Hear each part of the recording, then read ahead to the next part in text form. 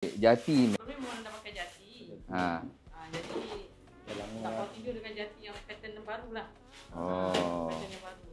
Memang tahan. Yang jati lama pun orang pakai dekat 20 tahun. Jadi kita yakinlah dengan barang jati ni. Maknanya memang dah lama pakai jati, dekat lebih 20 tahun. Kali ni tukar jati, cari pattern baru. Ya, kebetulan ada dekat. Jadi memang ngam lah. Maknanya orang Sempang tak pergi jauh-jauh. Dekat Sempang Renggam dah ada orang jual jati. Pilihan banyak. Nak cari jati, datang mana? Kilo Bandel, Sempang Renggam. Yes. Yes. Assalamualaikum. Assalamualaikum.